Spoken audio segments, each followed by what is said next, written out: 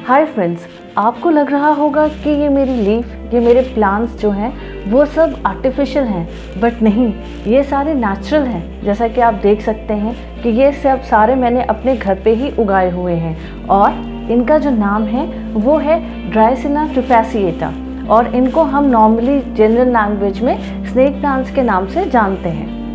आइए हम इनके बारे में कुछ जानते हैं कि हम इनको कैसे अपने घर में रख सकते हैं, कैसे उनको उगा सकते हैं और कैसे हम इनको बढ़ा भी सकते हैं। ये ज़रूरी नहीं है कि अगर हमने ये एक प्लांट लगाया है तो ये एक ही रहे, हम इनको कई तरीके से बढ़ा सकते हैं। जैसा कि आप देख रहे हैं कि मैंने इसको जो है वो पानी में लगा रखा है। लीव्स, इसकी जो लीव्स हैं ये आपकी येलो और ग्रीन कॉम्बिनेशन की है। इनको हम लोग वेरीगेटेड लीव्स कहते हैं और इन प्लांट्स की अप्रॉक्स 70 वैरायटीज़ पाई जाती हैं। 70 वैरायटीज़ हैं इनकी।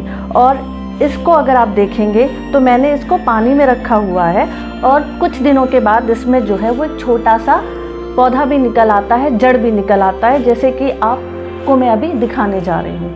इनको मदर इन लॉ टंग के नाम से भी जाना जाता है और इनको प्रोपोगेट करने के लिए आपको लीफ को कुछ दिन पानी में रखना होता है। कुछ दिन के बाद जब आप पानी में से इनको निकालेंगे तो आप देखेंगे कि इनमें कुछ रूट्स आ गई हैं और रूट्स के साथ ही साथ इसमें एक छोटा सा पौधा भी निकल आया है। अब आप जैसे ही इस पौधे को मिट्टी में लगाते हैं, जो कि आप करीब यहाँ तक मिट्टी में लगा देंगे, पौधा बाहर रहेगा तो इसमें से और दूसरी लीव्स निकल आएंगी। ये एक तरीका होता है इनको प्रोपोगेट करने का। और दूसरा है कि इनमें से ही कुछ छोटे पौधे निकल करके आते हैं और उनको आप जो है वो मिट्टी में इस तरीके से मिट्टी में लगा सकते हैं। आपकी जो मिट्टी होनी चाहिए वो बहुत ज़्यादा ड्राई या बहुत ज़्यादा गीली नहीं होनी चाहिए, ये मॉइस्ट होनी चाहिए इस तरीके से, ताकि आपका पौधा जो है वो इसमें अच्छी तरीके से उग सके और बड़ा हो सके।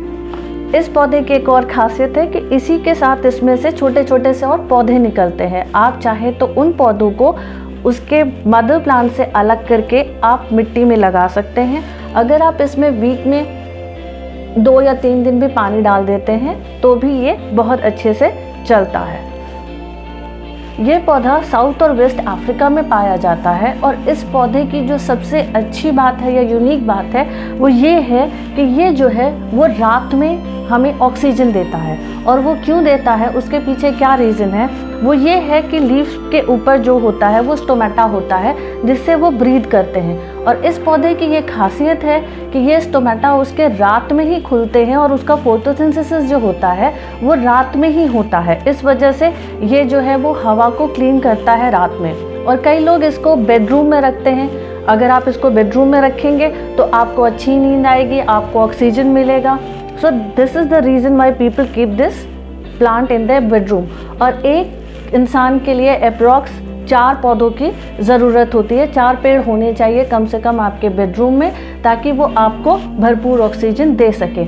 ये एटमॉस्फेयर में जो पॉल्यूटेंट्स पाए जाते हैं उनको ये किल करता है और आपकी हेल्थ को बेटर बनाता है। इन पौधों को आप पानी में डेकोरेट कर सकते हैं जैसा कि मैंने किया है, और इन पौधों को आप जो है वो मिट्टी में भी लगा सकते हैं जैसा कि आप यहाँ पे देख रहे हैं। ये पौधा मैंने मिट्टी में लगा करके रखा हुआ है और आप इसको घर में सजा सकते हैं। और साथ में ही अगर आप इनको बाहर भी रखते हैं, अगर आपके पास कंडीशंस हैं कि आप इसको पूरी सनलाइट में रख सकते हैं, तो आप इसको अगर पूरी सनलाइट में रखते हैं तो भी ये बहुत अच्छे से ग्रो करता है। इसको बहुत ज़्यादा ह्यूमिडिटी की ज़रूरत नहीं होती है।